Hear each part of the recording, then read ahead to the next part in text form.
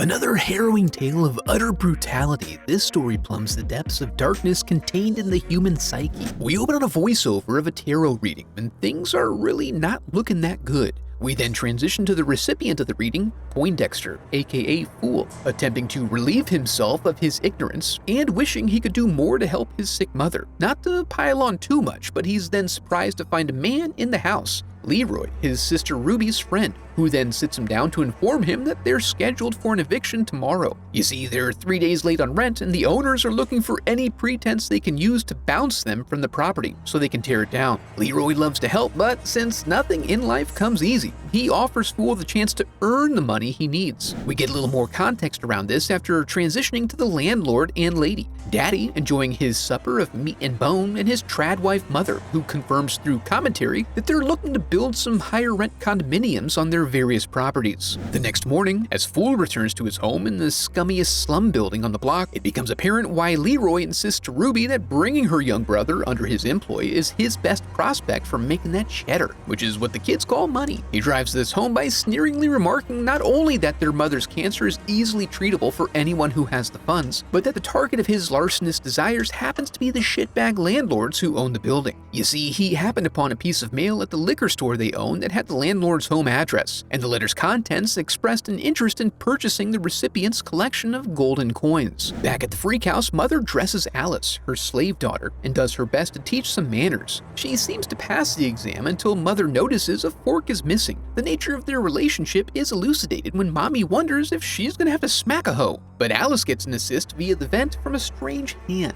Alas, the danger has not been fully navigated, as Daddy then comes home with a tension headache from the stress of his liquor store being robbed. He seeks relief from the beating of Alice, while the wall occupant moans in anguish. Meanwhile, Leroy cases the joint from outside and sends Fool in to get some information about the interior. With no response up front, he slides around to the side door, but only when he starts messing with the landscaping does Mother emerge, in order to slap him with an instant rejection that she upholds even in the face of the hard sell and bathroom request. He reports back that they have screens and padlocks on all windows, but he has no info on the inside because he couldn't get in. Unwilling to do a job without an appropriate amount of intel, Spencer decides to take a crack at sweet-talking his way in. He suits up and approaches the house, insisting that he has to check a meter inside that she doesn't even know about, and that, as a gas man, he has a legal right to come in. This convinces her to acquiesce, providing him the access he so richly desires. But while he's putting in work, we learn that Leroy is concerned that Spence may try to use this opportunity to cut him out of the job. This fear is reinforced when Mother leaves by herself shortly after,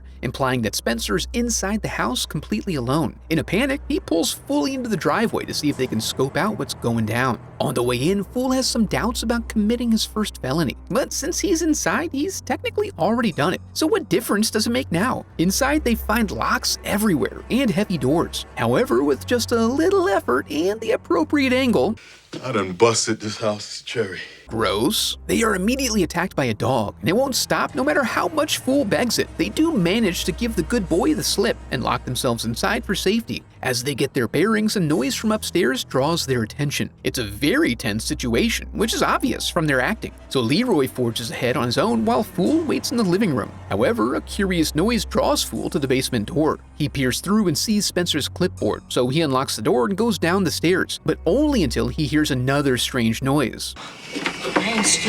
But apparently he kind of is, because he lets the threat of being deemed a chicken shit, which he only imposes upon himself, compel him to head back into the basement. He takes a look around and mostly finds old building supplies and sporting goods. But then he finds a tube TV that's still working. When a dust plume threatens to aggravate his allergies, he turns to leave and trips over Spencer's dead body. He recognizes that Spencer is gripping a gold coin in his cold dead hand, right before something drags him toward the wall. Fool pulls him back, only to discover that his hand has been munched upon. Then it dawns on him that the TV was there for the entertainment benefit of the people under the stairs, which, as it turns out, is not a metaphor. The mysterious moaner then jumps out to introduce himself, and Fool makes for the door. He's released by Alice, who disappears into the house. Before Fool can pursue her, Mother and Father return, so he runs upstairs to warn Leroy. When he finds him, he's laying in the hallway, ass to the wind. Turns out he's listening very carefully to a strange sound wafting through the ducts. Fool warns them of the owner's return and Spencer's apparent death by fear, so they run down double quick to confirm they're still barricaded in before trying for the front door, which they find to be humorously electrified. As Prince works on busting his way in, Leroy convinces Fool to stand out as bait so he can beat off the dog. But when he arrives, they learn that Prince doesn't like the tender meat, and when Leroy prairie dogs to see what's happening, he gets clamped down. Fool tries to tug him to safety, reaching the knob and letting the electricity flow through their bodies. They rush back upstairs to hide, and Leroy finds a good spot, but just for him, tells Fool to shove off right before lockdown is initiated and Daddy begins to clear the upstairs. The wall creeper pops out, startling Leroy into the hallway where he is shot many times, satiating the psychopathic couple's bloodlust. Fool creeps out and watches as they tap dance on your boy's corpse, and when he returns to the hall, he's been gifted sight and led towards safety. Behind the vent, he essentially finds a whole second house with a pathway out. When he emerges in an adjacent hallway, he finds Alice standing meekly in a bathroom they hopefully no longer use. After introductions, Fool discovers she has no knowledge of the outside world because there's no way out of the house. Despite the failure of many others like him, he is determined to escape. She further explains that the people under the stairs were all prospective brothers who couldn't live up to the standards set for them, so they were mutilated and cast away. When the moaning starts back up, she confirms that's Roach, a cellar boy who escaped into the walls and is hunted by Big Daddy, mostly when his moaning interrupts Gimp time, which he takes personal offense to. Daddy has to place a bookmark in his progress because police arrive at the house. Turns out the van in their driveway was identified as possibly being related to a recent liquor store robbery. Fool tries to get their attention from upstairs, but no sound escapes. Outside, they claim the van just happened to be there when they got home, and they saw a couple of men walking down the street. The officers go to scope out the rest of the neighborhood, leaving the evidence behind and unsecured, so they help themselves. This reveals the likely presence of a boy in the house, who smells delicious. Inside, Prince has decided to settle for what he can get, and chases Fool into a room where he is repelled with a falcon punch. Daddy then tries to blast his way in, but gets his skull caved in. Then Roach pops out and grabs Fool before dipping out. He's led through the back halls with Prince in hot pursuit. They ultimately shake their tail by distracting him with a toy and sending him down a chute that Roach had built in his free time, just in case. This ejects him right out to where Mother and Daddy are located, and the homemade plushie indicates that the filthy little boys have gotten to Alice. Sure enough, they do emerge in her room, where the new friends get to know each other through intense, sustained eye contact. This is because Roach's bad part was his smart mouth, so they cut out his tongue, which is why he can't talk good. When the parents bust in and see what these little wall rats have been up to, Mother lays down a final verdict. What do I do with the money? It is time to clean house!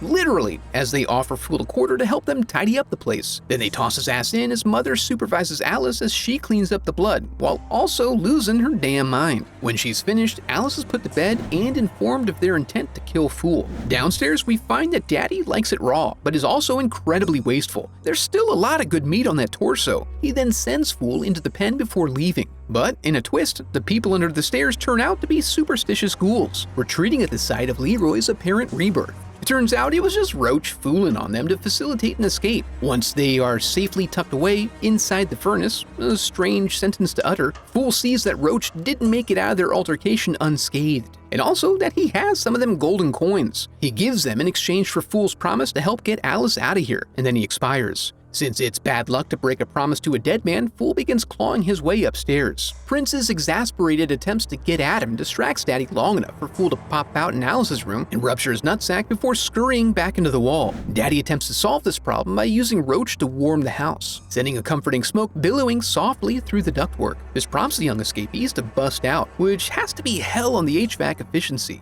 Then they make their way through as quietly as possible to try to avoid getting shot. And when they hear Prince coming again, Fool decides it's time to take a stand and gets into an unlikely wrestling match with a dog that's his own size. The noise allows Daddy to locate them and start probing the wall with his bayonet, which eventually finds purchase inside Prince's body. But since that tactic has never worked before, he's too overcome with excitement and dances a little jig for Mama. But she insists on seeing proof with her own eyes, and they lament the results as the kids make it to the attic, the one room in the house with an open window.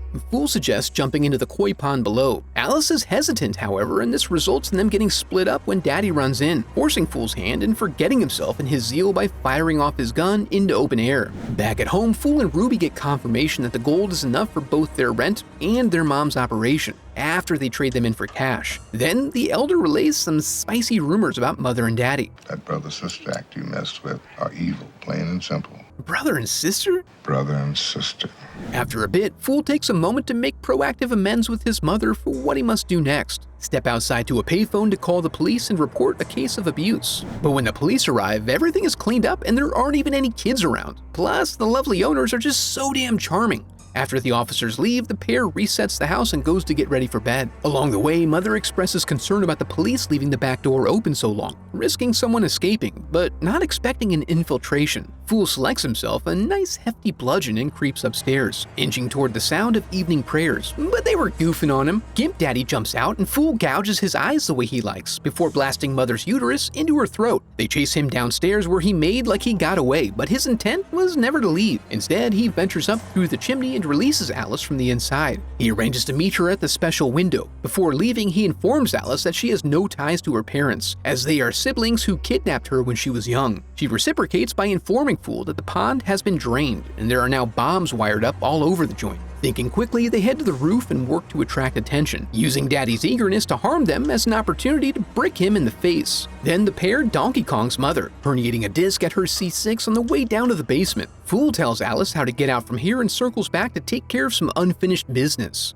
On her way out, Alice is confronted. Empowered by the truth, she finds her voice and sass-talks her mother. Convinced the boys have despoiled their little girl, Daddy has given the green light to kill them all. As the search begins, they hear someone riling the basement boys. When he goes to check it out, he gets drawn down upon, but manages to hit the stair slide and turn the tables. Mother is distracted by a knock at the door, which she answers to find Ruby there to do an activism. But they're really busy right now. Now Daddy's really gonna do it, for real this time, until the Morlocks blind him with their flashlights. Then there's another knock at the door from someone claiming to be the police, responding to reports of gunfire. But it's those dang activists again, and this time they brought the whole community. Regardless, Mother prepares to bust, but is thwarted when Alice drops in and smashes her face. Downstairs, through some careful maneuvering, the cast-offs use Fool to unlock the coop and then drag him in to provide unexpected protection. While Daddy tends to another head injury, Fool bridges the alarm on the embalming machine to open its door and access the riches inside. Upstairs, they get all separated again so Alice can have a showdown with Mother, and they really work through some stuff. Unfortunately, their closure is thwarted when the folks under the stairs become the folks at approximately stair level. In her panic, Mother rounds a corner and runs right into Alice's knife. She then becomes a victim to her own desire to help these wayward young men. They toss her into the basement, and when Daddy sees that they're not in the pen, he becomes concerned about his stash. He goes to check the vault where Fool engages in a standoff, daring him to make a move. And when he does, he blows him sky high. The money erupts out into the night air, gently floating down to the people as the ghouls wander off into an unknown world, in what could be viewed as a sort of mutant Rumspringa.